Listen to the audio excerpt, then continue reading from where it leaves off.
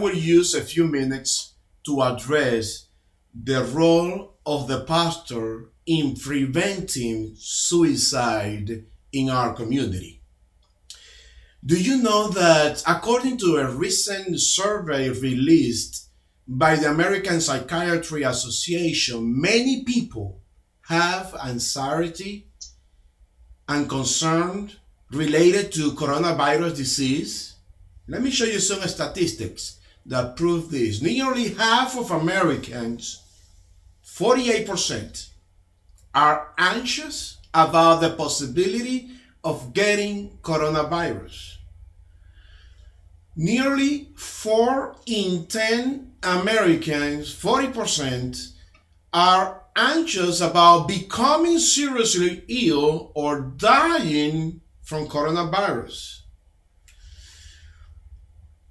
Far more Americans, 62%, are anxious about the possibility of family and loved one getting coronavirus. So why do I present this statistic to you? And this is the real issue. Social isolation, anxiety, fear of getting COVID-19, uncertainty, chronic stress, and economic difficulties are some of the highest risk factors people are experiencing before committing suicide, especially individuals who reside in high COVID-19 prevalence area and people who have a family member or a friend who has died of COVID-19. So why did I want to mention all of these facts? Because one in 4 people who seek help for mental health concern turn to a pastor before they seek help from a clinical professional. And as a pastor, we need to know our role in preventing suicide in our community. So, why does suicide occur? Maybe this is a question that you have asked. And this question doesn't have an easy answer. However, most people don't desire death. They just want to escape their mental anguish. Psychological pain arises when there is some seemingly irresolvable and totally frustrating situation in an individual life. And this may be compelling personal, interpersonal, even financial loss or problem or something else. And we have many myths and misconceptions about suicide. And this misconception sometimes influence the way that we handle suicide in our community. And let me share 3 myths that we have concerning suicide. Number 1, it is dangerous to ask a depressed person whether they are considering suicide.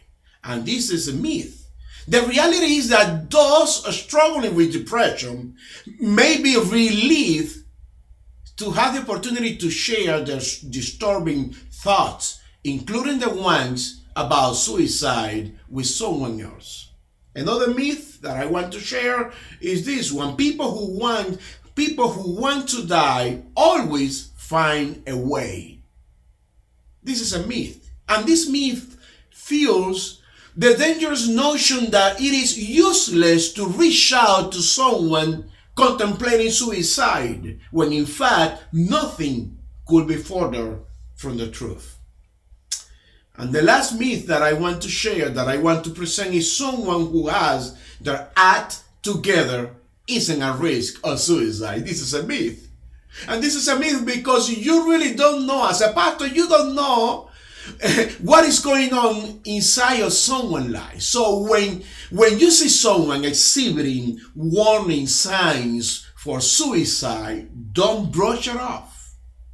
Reach out to them instead and try to have an honest conversation, because by doing so, you may be saving that person's life.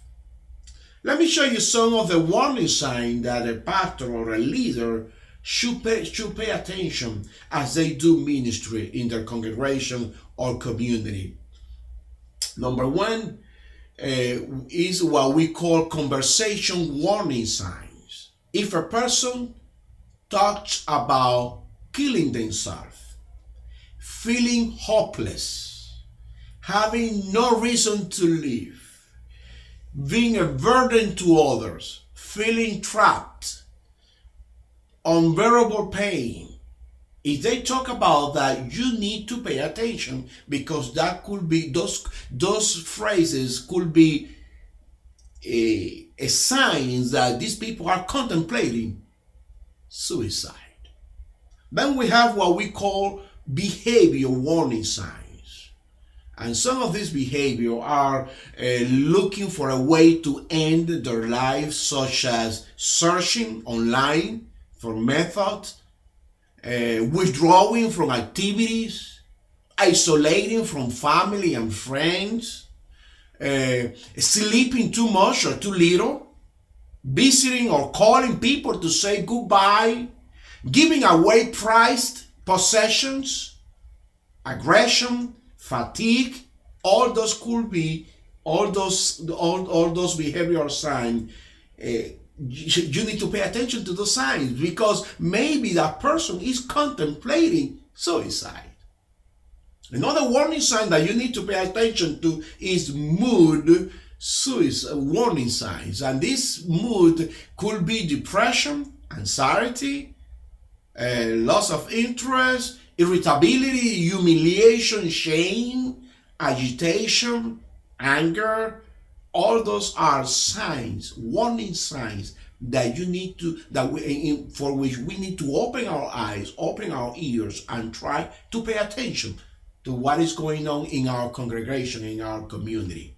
Now, what the pastor should do when someone is at risk. First, we challenge you to have an honest conversation by talking to them in private. Listen to their story. Tell them that you care about them. Ask directly if they are thinking about suicide. And many people don't want to ask this question, because they have the myth that if they ask the question, they will be encouraging the people to commit suicide. But that is a myth. You need to ask this question directly. Also, you need to encourage them to seek treatment or contact their physician. Try to avoid debating the value of life, minimizing their problem, or giving advice, because these people in this situation, they are not open to receive advice. They are open to receive help, to receive someone that could sit next to them and give them their presence. That's why they don't need to prove that suicide is not for Christian or not. They are not on that situation.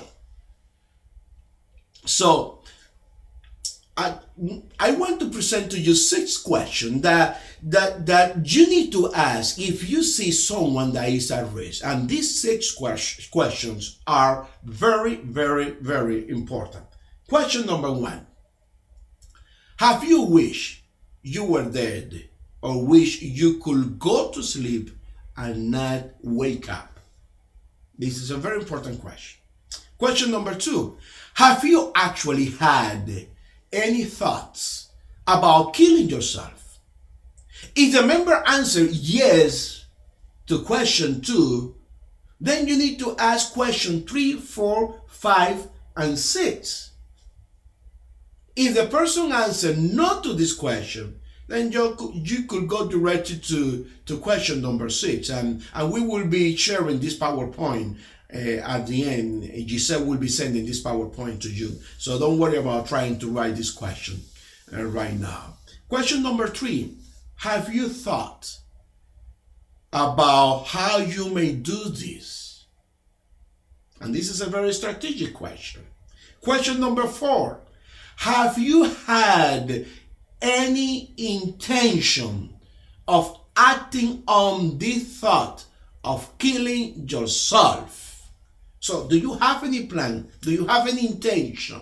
Because if the person has any intention, means that this person is in a critical condition, is experiencing probably a severe depression, and this person need to be hospitalized, need to seek immediately attention. And you need to pay attention to the answer that these people give to this question. Question number 5: Have you started to work out the details of how to kill yourself? Do you intend to carry out this plan? Do you have the means? Do you have a weapon? What are you trying to do? How are you planning to kill yourself? I have a patient that said, no, my plan is to I have a gun in my house and I will kill myself. That was his intention. And I had other patients that said, I want to drive my car and get into an accident. I want to kill myself. So these people, they had a plan, and you need to know that they had a plan. And when you find out that they had a plan, you need to provide the help that this person needs at this time. Question number 6. And this question needs to be asked always. Try to ask this question, because this is a very important question. In the past 3 months, have you done anything, started to do anything, or prepared to do anything to end your life? So if you get a positive answer, if your members say, yes, I'm planning to kill myself, I don't want to continue, I have the means, and this is the plan that I have, you need to call 911, or you need to call the suicide hotline and report and talk to these people and talk to someone so they could receive the help that they need. They need to be hospitalized. They need professional attention, immediately professional attention. So I want to finish with this recommendation. But number 1, you need to recognize your limitation. If you are not a mental health professional, you need to recognize your limitation, the scope of your competency. And try to, if you have a member that need help on this area, you need to provide, you need to refer, you need to call someone professional and recommend and guide this member to the right person so they could receive help. Another thing is recognize the limits of confidentiality. If someone says to you, and this is confidential, pastor, you should never share that I'm planning to kill myself, you cannot keep confidentiality when someone's life is in danger. That's not part of the confidentiality agreement that you may have with someone. And my last recommendation is do not leave a person at the median, a person that is planning to kill himself or herself. Do not leave that person alone. And this is very important. If someone say, I have a plan, I have the means,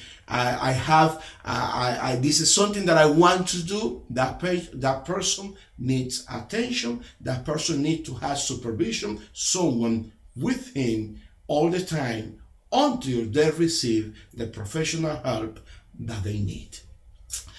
So I hope this presentation could be helpful. I know that many of you know all these facts, but I pray that this presentation could be helpful for you, because as a pastor, we need to know the role that we have in preventing suicide.